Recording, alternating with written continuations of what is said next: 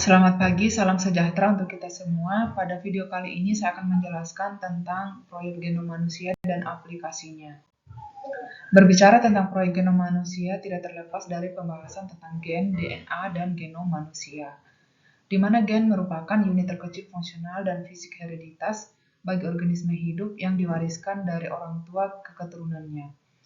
Selain itu, gen juga merupakan bagian DNA yang sebagian besar memiliki informasi genetika untuk membuat protein sakrokonsekuensi tertentu. DNA atau materi genetik merupakan bahan kimia yang berada di dalam inti sel yang membawa instruksi genetik yang menentukan perkembangan atau membawa kode untuk mengontrol apa yang terjadi di dalam sel.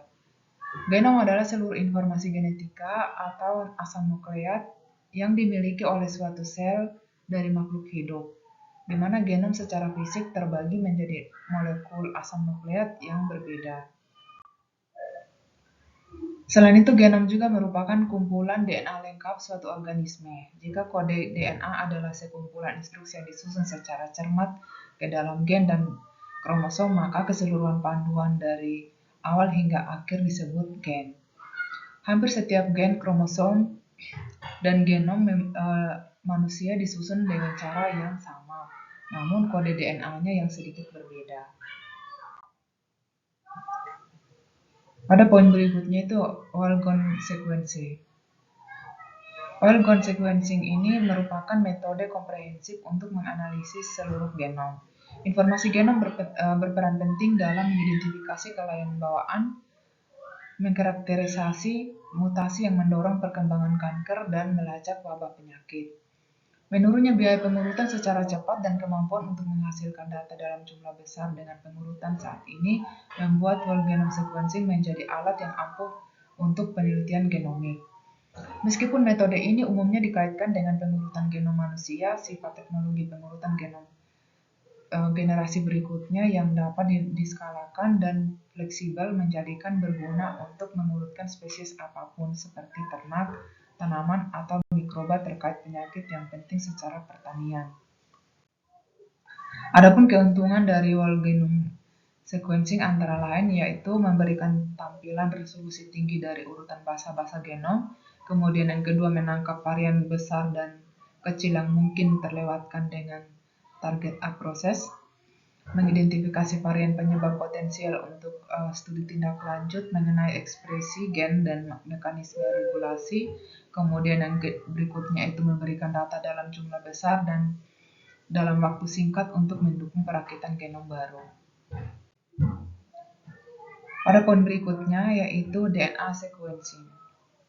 DNA sequencing ini merupakan mengacu pada metode untuk menentukan urutan basa nukleotida adenin, guanin, sitosin, dan timin dalam molekul DNA. Pengurutan DNA dapat dilakukan dengan metode yang berbeda. Namun, ada dua metode utama yang diketahui secara luas digunakan untuk mengurutkan DNA, yaitu metode kimia dan metode pengakhiran rantai, atau biasa disebut juga dengan metode kimia itu metode Maxwell-Gilbert, dan metode pengakhiran rantai yaitu metode Sanger atau metode Sanger didioksi. Nah, untuk yang pertama itu metode kimia. Metode ini menentukan pelabelan radioaktif pada salah satu ujung fragmen DNA murni yang perlu diurutkan.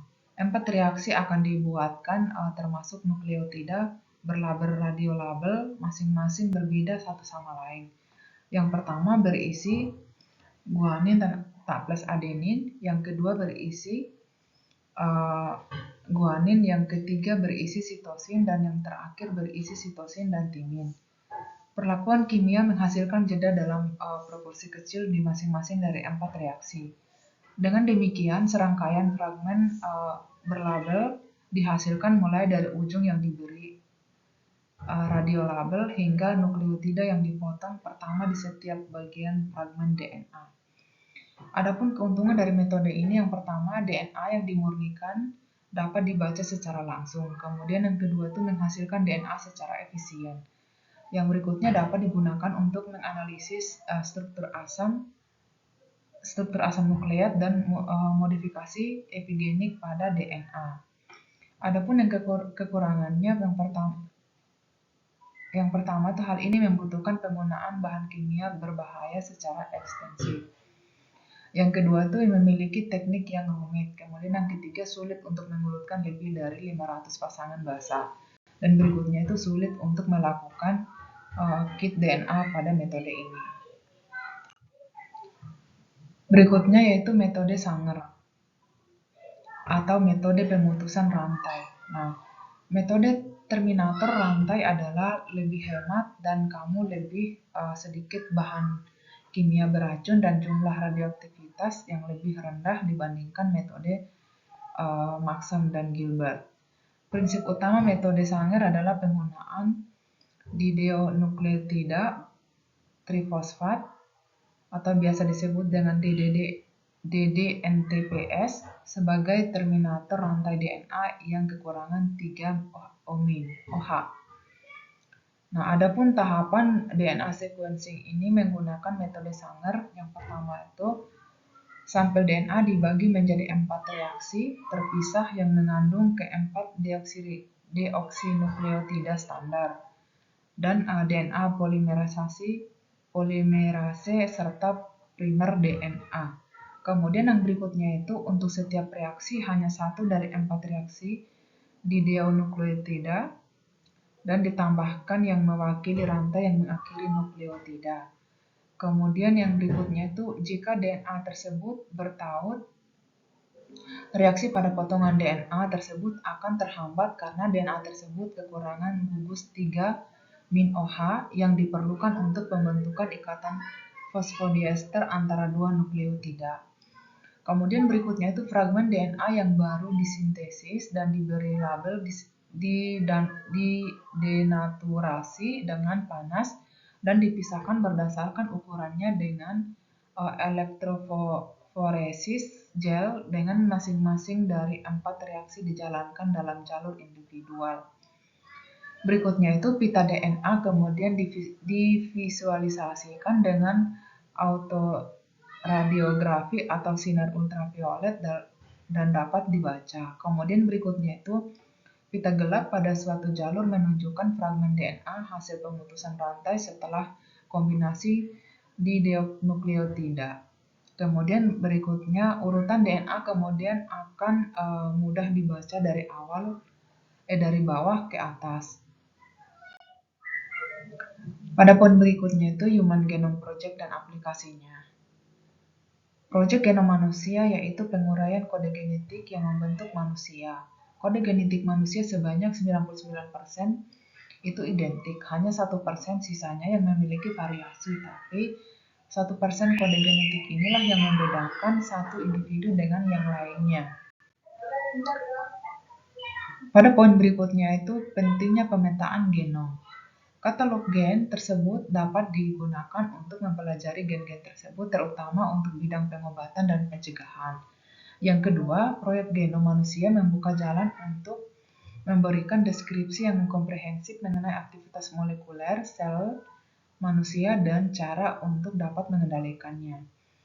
Kemudian berikutnya, proyek genom dapat memberikan informasi dari sequence tertentu yang semula dianggap tidak memiliki fungsi seperti DNA intergenik. Berikutnya, proyek genom merupakan suatu tantangan bagi para ahli di bidang biologi molekuler untuk dapat mengetahui suatu hal yang belum diketahui. Kemudian poin berikutnya mengidentifikasi gen-gen pengkode protein dalam DNA menggunakan komputer. Dengan menggunakan sekuen DNA yang tersedia, para ahli dapat mempelajari gen secara langsung tetapi tidak dapat mengenali gen-gen pengkode protein dan tidak dapat mengetahui sekaligus menentukan fungsi dari gen-gen tersebut. Oleh karena itu, diperlukan cara yang efektif untuk menentukan dan mengetahui fungsi dari gen-gen tersebut. Di Amerika Serikat, National Library of Medicine dan National Institute of Health melahirkan National Center for Biotechnology Information yang mengelola situs web dengan sumber daya bioinformatika yang sangat kaya. Situs ini mempermudah untuk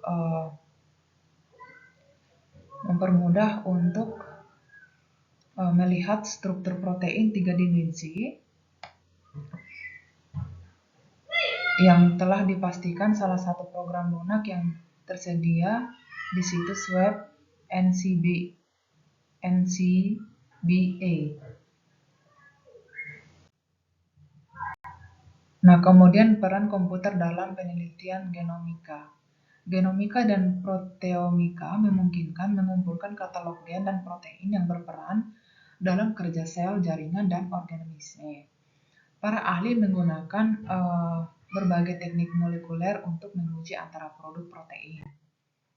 Nah, ada yang berikutnya itu aplikasi praktik Human Genome Project. Yang pertama itu bisa dapat didiagnosa dan pengobatan penyakit. Kemudian yang kedua itu bisa digunakan untuk farmakogenomik, dan yang ketiga itu bisa digunakan dalam konseling genetik. Yang keempat digunakan untuk ilmu forensik. Kemudian yang kedua digunakan dalam peningkatan pertanian dan peternakan. Kemudian yang berikutnya digunakan dalam keanekaragaman hayati dan konversi. Kemudian berikutnya itu dapat diaplikasikan pengujian prenatal. Kemudian yang berikutnya dapat diaplikasikan silsilah dan keturunan genetik. Kemudian berikutnya pengembangan obat dan kodek presis. Kemudian berikutnya ilmu forensik penelitian atau ILSI atau aspek etika, hukum, dan sosial. Masalah etis, hukum, dan sosial dari proyek genom manusia. Pertama itu privasi dan kerahasiaan. Kemudian yang kedua diskriminasi genetik. Berikutnya penjelasan dan persetujuan. Kemudian berikutnya ekuitas dan akses. Berikutnya paten dan kekayaan intelektual. Berikutnya konsekuensi sosial dan stigma. Dan berikutnya perilaku riset yang etis. Terima kasih, hanya ini yang bisa saya sampaikan. Semoga dapat bermanfaat untuk kita semua. Terima kasih.